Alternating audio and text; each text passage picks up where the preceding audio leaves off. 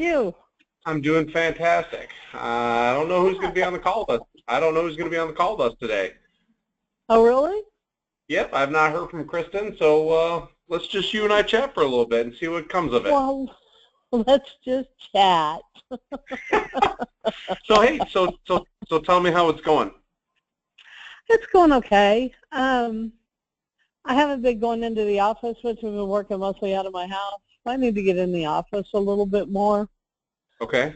I've been injured, and I think that's going to help. I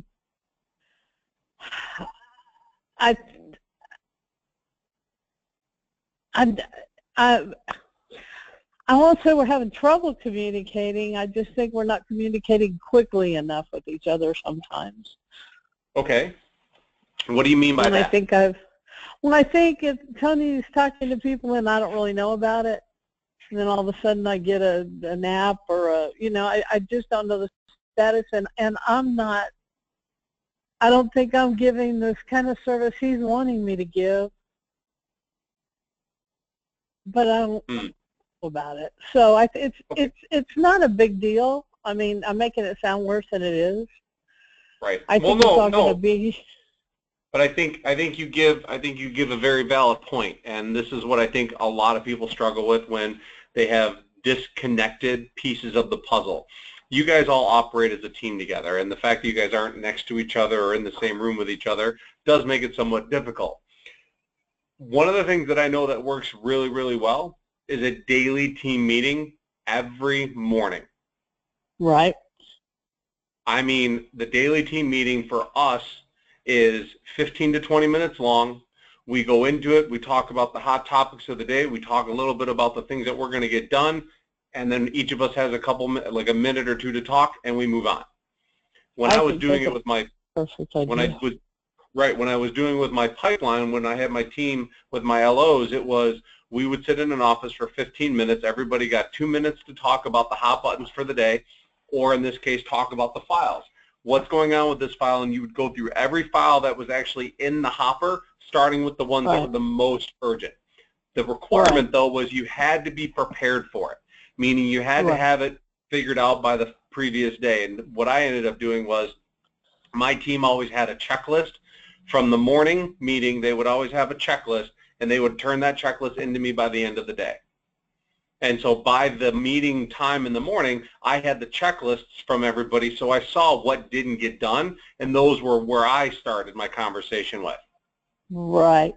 That eliminates a lot of the distraction and a lot of the redundancy that happens in a lot of teams, especially when you're talking about working from a different location.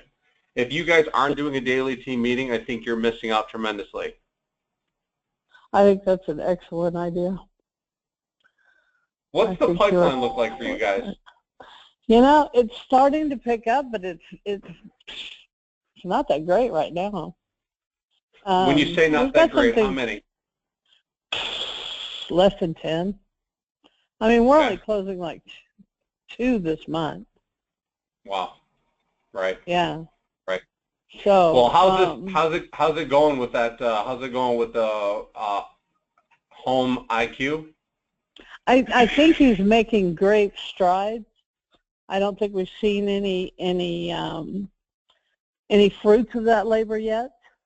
Okay. But I think he's making extremely good strides in it. I know he has a meeting today.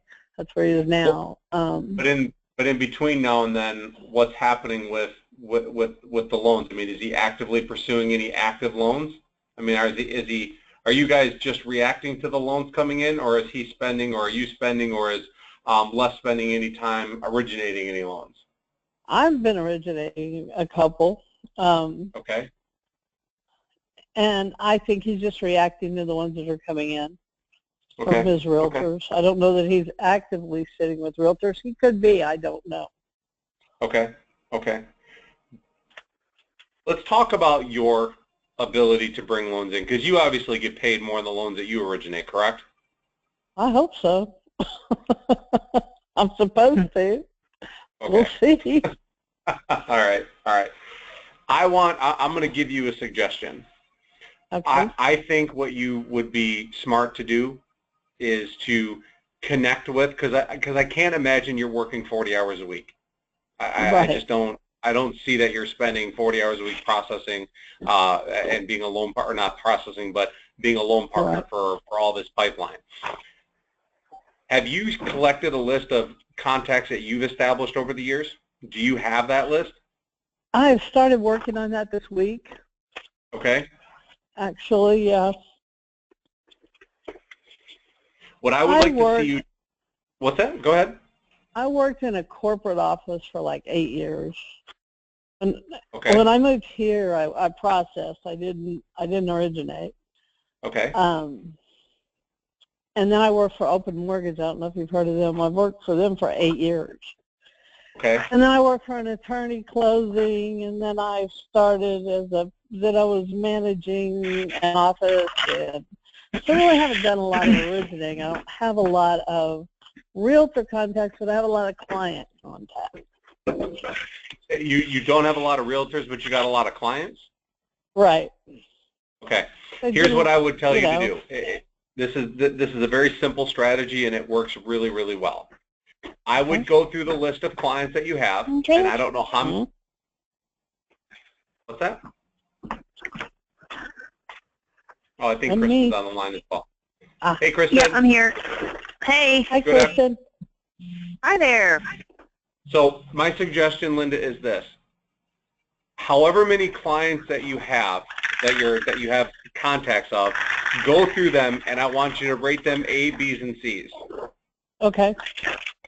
The A's are when you look at their name, you can go, oh, I remember them well. You feel like you can have a conversation with them, and it's pretty easy to connect with. Right. We have people in our life that we know that we can do that with, and when there's other people, we can't. Right. A's are those people. The B's are the people that you kind of remember, and then the C's are the people that you'd soon rather forget and probably don't feel like even talking to. Okay? Okay. Yeah. I want you to create a list of the A people, and then once you've created that list, I want you to call me, and I've got a strategy for you where you can spend some time every day calling a couple of them and having a very meaningful and very relational conversation that will lead you back into the forefront of their conversations with the people they care about. And that should stimulate some additional conversations and some additional activity that will help you generate some additional, some additional leads. Cool. Okay, so we'll talk about that. Yeah, generate that list, and when you've got it, give me a call. I'll do that. Awesome. What's going on, Kristen? No, not too much. Just wrapping up a pretty good week. Yeah? What was so good about it? Yeah. Oh, I really focused on taking times in the morning to do my dialing from 9 to 11, so I didn't come into the office, and I just stayed at my home office and shut the door and dialed. So with my daily success plan, I probably quadrupled, maybe even more than that, the normal amount of calls that, I normally make. Sure. So that was good. So I had more activity that way, and, saw some direct results. Of course, there's always non-direct ones, too, that come down later, but saw some direct results. I did phone burner on Tuesday and called all of my past clients with the letter A. So I got through the entire group of A's, which was good. And I got one loan out of it and another one that's going to be buying a home in the next month or so, or thinking about it. And so that was really good. And then I've made, I don't know, probably 5 or 6 coffee appointments next week with agents from doing on the other day that I dialed. So, yeah, I saw some really good activity. Don't you just love being in that role? Like, isn't that what your sweet spot is? Yes. Oh, yeah. Oh. I had a blast doing it. So, yeah, so that's been really fun. I told my girls, I'm like, you guys just have to, not that it's their fault at all. They don't bug me. It's just I needed to hold myself accountable to just, sitting down and doing it, and just told them, unless you absolutely need me, if the place isn't on fire, then let me have those 2 hours. And so they did, and, just like anything else, everybody's still there. Never, the walls are still standing. Right. Yeah, every walls are still standing, and there's never any time, there's always stuff to do, so there's never a good time to do it. You just have to do it. There's always other stuff to do, so you just have to do it.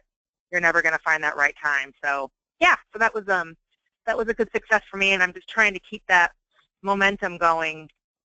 Next week I want to do the same thing. So and then we're going to have a team meeting next week too, so that'll be good. Awesome. We are not that good at being loan officers. Let's just be honest with ourselves. We are not that good, and honestly, we don't benefit the team by being a loan officer.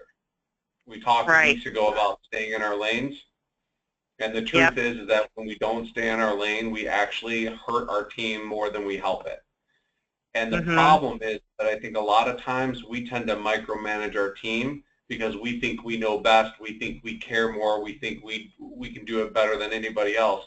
The truth is that when we step into other people's lanes, they get used to us having to take care of things so that they don't put in their best effort. They don't give everything they can to help solve a problem. And I love the fact that you're utilizing Jackie now, because I think that'll be a huge help for you as it relates to taking the team and using another resource as opposed to them constantly leaning on you. Coming to me, right? Doing that, doing that team meeting, I'd almost recommend you do it daily as opposed to weekly. I think you're missing out on some things if you don't spend 15 to 20 minutes, even if it's purely motivational. It doesn't have to be pipeline stuff, but I think you should come to the meeting with a motivation or some kind of energy conversation to have with your team.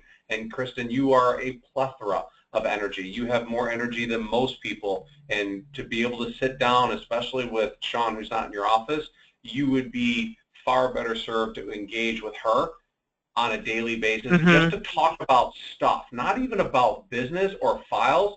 That you can do as well, but I think you should dedicate at least 15 minutes to a little, I don't know, motivation or a rah-rah speech or something that just kind of gets people excited. And I would ask that you tell the team to bring something to the table too. Alternate it. One day you do one, the next day Kathy does one, the next day Sean does one. And for 15 minutes a day, just connect. It keeps everybody's bonds well, kind of engaged. Right. I'd suggest that. The other part of what I wanted to tell you guys both is there's a quote that I read recently that I'm amazed that I didn't put the two and two together sooner. Have you guys ever heard the quote, "The devil's in the details"? Oh, yeah. Okay. I feel like every time we get sucked into the loans, that's the devil pulling us away from what we're really supposed to be doing. And then somebody gave me the other half of that quote that I'd never heard before, which was, the follow-through is where the fortune is. The devil's in the details, but the fortune is in the follow-up and the follow-through. Kristen, your ability to dedicate 2 hours a day to do your DSP is your follow-through and your follow-up, which is where the money's made. Every time you don't commit to doing that or spend less time doing it, your business is being sucked in by the metaphorical devil, and it actually ends up hurting you. As you've seen, your business consistency has kind of gone up and down. And one of the greatest struggles that we have is we think we're the best at everything. Truly is, we're the worst employee of our team. We truly are. We have no business being inside the building. We should be out on the street waving a flag and getting people to notice us. How's Kathy doing? Is she on the call? No, she's not. She had to run out and pick up some medication, and then she is like slammed this afternoon. So we've got about 4 set of docs she needs to get out. So she's not she's not here. Got it. How's the conversation and the handoff going with you, Linda, and with you, Kristen? How's it going with with the clients that are calling in that normally would only talk to Kristen and Tony? What's your impression of what's it been like? I've gotten, most of mine has been coming through email. Tony will send out an email and say, my loan partner Linda will be following up with you, or something like that. Okay. What about you, Kristen? Is that I feel like ours is a little inconsistent, and everyone isn't done the exact same way, which isn't good. Like, so, sometimes I do a little bit more, other times I do a little bit less. I try to turn them over to her as quickly as possible, but it just doesn't seem like we have a great flow with how that's happening. I am also just getting our phone system set up with Nextiva, so that's another piece that I want to get in there too with the flow of that, because right now I just have everybody calling my cell phone. I mean, everybody has that number, and that's really the only one I use. So I want to figure that out too, to where that up front, the very first dial isn't my cell phone, but maybe like Kathy's office phone. Right. And then she's getting started in the process earlier and maybe getting some more of that basic information, especially if I'm in a meeting or, I'm setting up these coffee meetings. I'm not going to be, picking up the phone as much or being able to call back within the hour. So that's definitely a detriment for new prospects coming in. So I think we need to fine-tune that a little bit more. I mean, we've got checklists and we've got some good things in process, but like I had one the other day, and she was in my office and she's like, well, do you have a checklist on that one? I'm like, well, I don't know. And I did. I had it like halfway filled out, and I didn't even give it to her. So she was already starting on the process, Wow. and I hadn't even given her the checklist of the information I filled out. So it's not really consistent. I need to work on it. Right. This is going to sound a little awkward, but it worked really, really well when I did it with my team. So one of the greatest things that we can do, if you're going to start kind of forwarding the calls to Kathy's direct line, and Linda, as you're taking more of the emails or getting more of the calls coming in, there is a hot word that your clients will gravitate to almost instantaneously. And I have this vision of Kathy doing this. If Kathy's getting the phone call in, the greatest thing that Kathy can do is take the attention and the focus away from wanting to talk to Kristen and put it more onto her. That's kind of what you're after, right, Kristen? You'd like for her to be kind of like the focal point. So this is where it's going to sound a little awkward. I'm going to give you a script that I want you to kind of give to Kathy, and I want her to use it in her conversations and see if it doesn't eliminate the need for the client to just seek you out. And maybe they are more comfortable talking to Kathy, and it elevates her ability to connect with the client a little bit more. And that is, when a client calls in, one of the greatest things that you can ask a client is, what is it about Kristen, or in this case, what is it about Tony, that made you want to call us? And sit back and listen to what the client has to say, because the client is really telling you exactly what their requests or needs are as it relates to the relationship. So a lot of the times I heard, well, Doug did this. He didn't push or pressure. He delivered exactly what he was going to say. He was very available. He was very easy to talk to. He made us feel comfortable.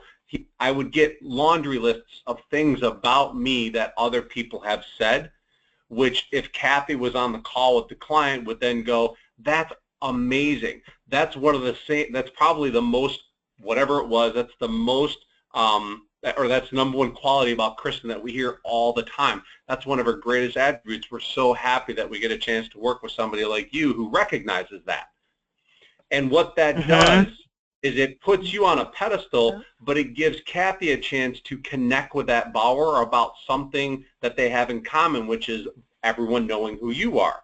And it gives Kathy a chance to develop a relationship around your experiences, and it gives Kathy a chance to kind of put you on a back burner or almost make you somewhat untouchable.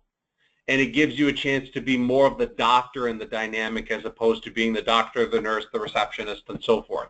And pretty soon, as Kathy develops, and Linda, as you develop that skill, you begin to be more valuable to the client than either Tony or Kristen in this case, because the client sees you as being the attractor, or being the relationship that they've sought after, because you guys are in agreement with something.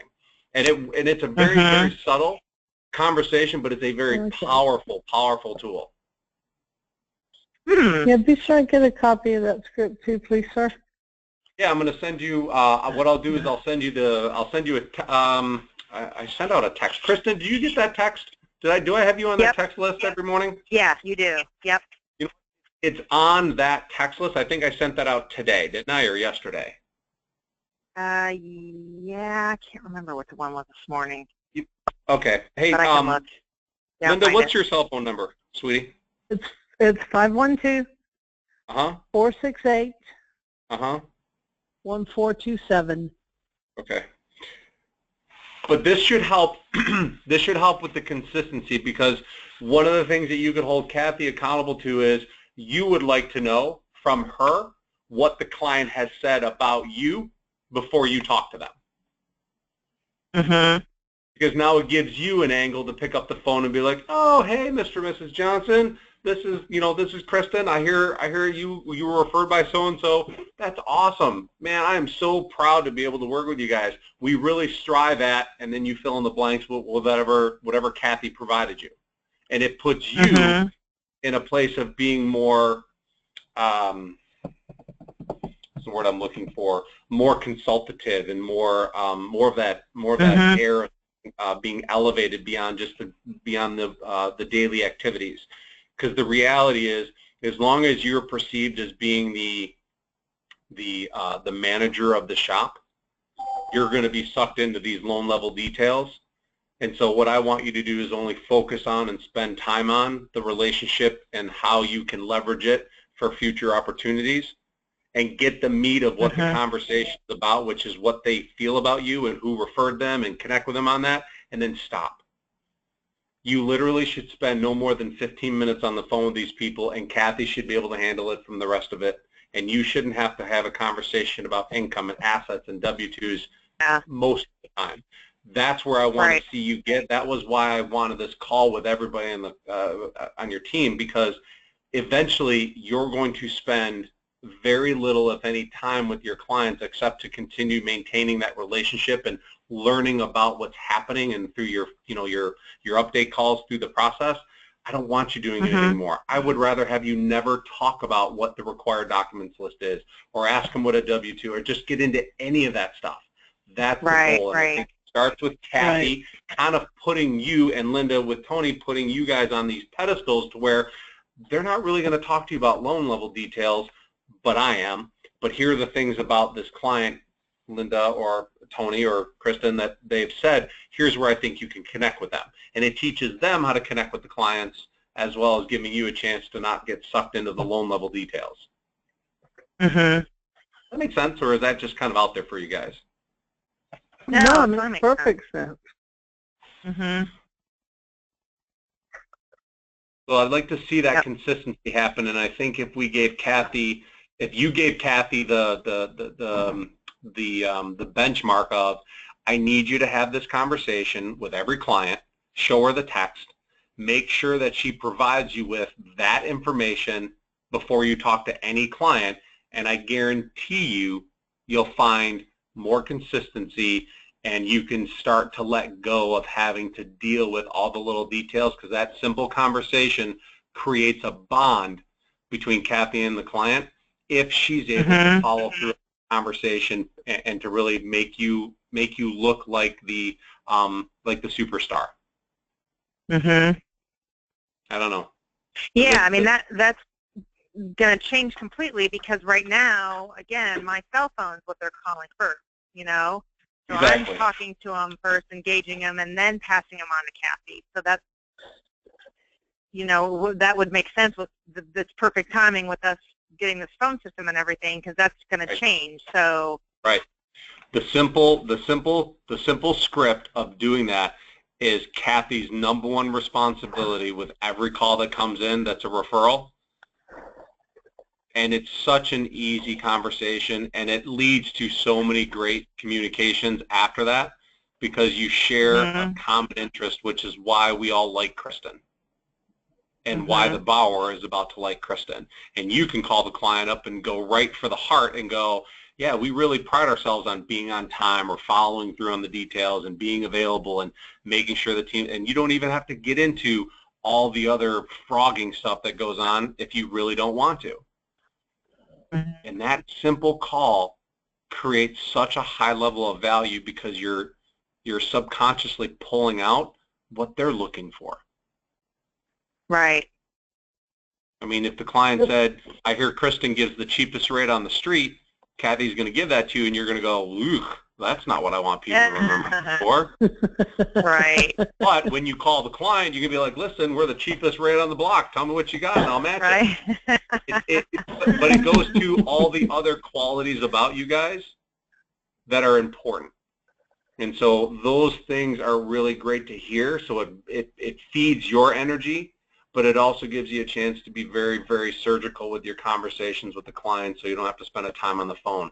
And then Kathy has an immediate in, and then she can take over in the data collection, and you don't have to spend any time at the loan level activities if you set it up right. Hold on just a second. I'm on a conference call. Okay.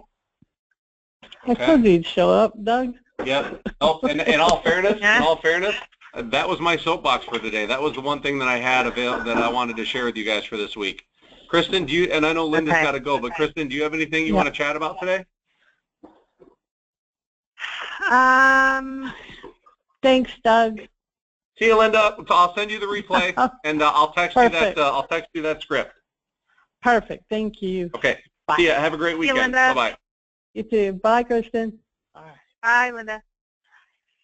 How about you, Kristen? I mean, I think that's good. I mean, I think this is perfect timing with, like I said, trying to figure out this upfront transition a little bit better. So I think if Kathy and I can work on that, I'll get this phone system set up, and then again, it's gonna happen because the phone's gonna be going to her and not me. So I think the timing of that will be perfect, so we can really figure out how to, get her involved earlier on and getting that information. If you can give her the task. Yeah, go ahead. I'm sorry. Well, so then when I do talk to the client, so she's going to have to talk to them, oh, so-and-so wants to buy this house, I got this information. Then I'm just checking in with them after that point. Yep. I'm just thinking of what that conversation would look like then, because... For you? Right, yeah. Oh my gosh, Kristen, think about if you didn't have to talk one bit of mortgage stuff on the phone with them. What would you say to somebody that said, I called Kristen because I hear she's awesome at her job and does exactly what she says she's going to do. She's an amazing person to work with. She's got high energy. She's got, my best friend used her and said she was amazing, or, they consider her a friend. Or, I mean, think about all the accolades that you're going to hear. What would you say to somebody who calls you and said, hey, Kristen, I kind of think you're kind of like the bomb, and I'd just be honored to work with you. You're laughing, but I'm telling you what, I lasted 20 years in this business being an originator and putting up with the grief and the hell that we go through, because on a daily basis, I was constantly validated by people telling me why they were calling me. I always asked them that question, and I realized now it was more of a selfish validation than it was for me really to do anything other than I just want to kind of hear how good I am, Yeah. So now if Kathy's pulling that information out and you get that information before you call the client, what do you talk to somebody about if you didn't have to worry about one bit about the mortgage process? Right. No. That's it would question. be more. What are you going to ask them? Yeah. So it would just be more about a bigger picture, like just their overall situation and, what this transaction looks like in the bigger picture. And then that's your reason. That's your reason to talk to them about it. But what's the purpose? Right. What's the purpose? What's the purpose? Purpose. Well, I mean, the purpose would just be to build the rapport and deepen the relationship, but not on a transactional basis. For what purpose? To get them as a client. What purpose? These are all reasons. What's the purpose? You want to get them to advocate you. You want to get them to talk to the people in their life that they care about. You want them to talk to other people about you. You want them to tell other people. You want them to hear how good you are right from you after they've already told you that you're that good. You want to connect with them. You want to show them that you're a human being. You want to show them that you care. You want to build that higher level of trust. I don't need to talk to a doctor 9 times out of 10 when I go in for a checkup. But the doctor still comes in and puts hand on my shoulder and he chats with me about work, about life, about family, about sports. And you know what I love? I just love that quality of time with the doctor. That's it. You know who delivers the diagnosis? The nurse. You know who takes my blood pressure? The nurse practitioner. You know who answers my phone call? The receptionist. The doctor's time is not to do anything other than to expand his brand on what I call his bedside manner. Every time you pick up the phone, when you don't have to worry about the loan officer responsibilities, your role is an originator. So every conversation that you have on the phone, the reason to talk to them is you want to talk to them because you care. But the purpose of why you're talking to them is so that you can help expand your brand by explaining to them that the team's role and your role in this is to create an advocate in them like they were referred by, and getting them to recognize that value so that when you call them up in 3 weeks and in the middle of the process, you can ask them, how's it going? Have we earned the right to gain an opportunity to work with somebody in your life that you care about? We would love a chance to be introduced to them. That's where your higher level conversation. So instead of spending 2 hours every single day just proactively calling, you're going to be making calls to your clients anyway. So tweak it a little bit and add some value to your clients and add some value to your bottom line by just changing your conversation a little bit. Yep, that makes sense. I mean, it's really easy just to pick up the phone and blow through it and just write it off as a check mark. You don't have to even talk to the clients. You don't have to do a follow-up. Your team cares. You manage your team well. It's not going to be something that you have to do. But the more that you spend time engaging in those conversations, it's easier to talk to your realtors then, because they're getting accolades from the clients. They're going back to the realtor and talking about you. Then your conversations are much more higher level. They're much more fulfilling. They're much more, I don't even care about what the loan rates are at. I don't even care what the mortgage programs are. I'm talking to this realtor because she has a family and we like hanging out and we like going on boat ride. I mean, you find yourself talking about life and having fun and engaging in just idle conversation and not having to try to sell yourself to people. You're being sold by the people who are referring you, and by magnifying that with your conversations, your purpose is to help expand your brand to get every person you talk to be an advocate. And your clients are the easiest. They really are. Yep. That's why I want to see Kathy having that conversation, because I think it puts you in a doctor air, like it kind of elevates you to that doctor mindset, to where the doctor looks at a chart, they know what's going on, but they're not taking your pressure, they're not weighing you, they're not measuring your height. They're sitting in the room chit-chatting with you and being doctors. Right. And then once you answer the questions, they fill out a form and they give it to the staff, and then they're on to the next patient. But you don't remember your doctor's office except for the doctor. Like, the names and the faces of the people that are there who spend 80% of the time with you can change and come and go. But who do you remember the most? It's your doctor. That's what I want from you. That's what I see you doing. I don't know. That's the way I look at it. Yeah. Yeah, I think that's good. Yeah? All right. Well, that's good. That's a little mind shift to work on, for sure. Right. I want you to get with Kathy, and I want her, as soon as that phone line is up and running, I want her to start having that conversation and to provide you with that feedback with every referral. Every referral. That is your bare bones minimum, because you need to have that when you pick up the phone and talk to them. Right. Can you do that? Yep. Can Kathy do that? Absolutely. Yep. Okay. That's your 1% growth for the week. That's your 1% growth for the week. That's the send her the script that's in that text message. Have her have that conversation and have her make a commitment that you will not talk to a client until that information has been provided. The rest of it, you trust that she's going to handle, but in order for you to pick up the phone, I mean, I know that sounds a little hard, but I'm telling you right now, like we said in the beginning, trust that your team will make it happen as long as you set a standard that that's what has to be done. Right. Okay. Yeah, we can do that. What are you doing this weekend? Anything fun? I am. Oh yeah, I am going up to the Notre Dame Michigan State game tomorrow. I'm having a barbecue at my house, and I built a big built a drive-in theater in my backyard with a 16 by 10 foot movie screen. And I'm having a barbecue with a bunch of people over. We're gonna watch it at night, so I'm super stoked. Awesome. I know. So night game. It's gonna be awesome. Are they playing at Notre Dame? They are. Yep. Oh my God, that's gonna be a good game. Oh.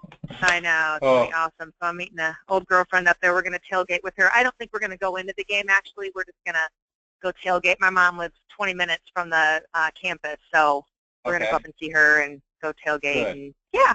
Oh, that's pretty that'll much be a fun time. So are you a Notre Dame fan, or are you just a football fan? I'm a Notre Dame fan, just growing up there, you know. And you're a Michigan State fan, right? I'm a huge State fan. All right, what are we doing? What's the wager? Straight up, win or lose? I was gonna say, wow, this is gonna be a good game. Yep, it is. You guys have a Heisman quality quarterback, and we really have a team that hasn't been proven yet. I mean, you guys had a rough loss, and you guys barely squeaked out the second game. So this should be interesting. But you have the home court advantage. We have the home advantage. Yeah, exactly. Yep. So I don't know. We'll have to let's come up with some sort of a wager on that. Huh. I'm going to. Oh, all right. Here's what we'll do, and we can keep it just between you and me. Or get broadcast on the company's website. It doesn't matter. I will take a picture with my face painted blue and gold, whatever the colors of Notre Dame are, and say I lost the bet to Kristen Jones. Perfect. Then I have to do the same thing if Michigan State wins, paint my face green and white? Yep, okay. And have a sign and take a picture of it, and we'll post it on Facebook. Okay. That sounds awesome. Yeah, that'll be fun. Let's do that. It'll make it's a little bit of, it's risky enough to where you're like, God, I don't want to do that, but it's also not dramatic enough where you're like, I'm not going to fall through. Right, not too bad. Yeah, we have really good friends that are Michigan fans, so him and I every year come up with a bet. About 3 years ago, 3 or 4 years ago, I have a Notre Dame cheerleading outfit, so I wore it for the game, and then Michigan lost, so he had to put on my cheerleading outfit. So I took pictures of him in my cheerleading outfit. And yes, he actually fit into it, little skinny shit. He fit into my cheerleading outfit. Oh, my God. Oh, my God. Oh, that's priceless. Funny. If you have that picture, send it. I would love to see that. I probably do somewhere. It's been a few years ago, but I'm sure we have it. Oh, my God. Well, I can tell you this. I would never fit into a cheerleader outfit, and I don't think they make them my size. No. So, okay. All right. The bet's on. I will be texting you tomorrow from my barbecue. Okay, sounds good. All right. Talk to you later. Okay. Thanks for coming. All right, see ya. All right, bye-bye. Yep. See you, bye.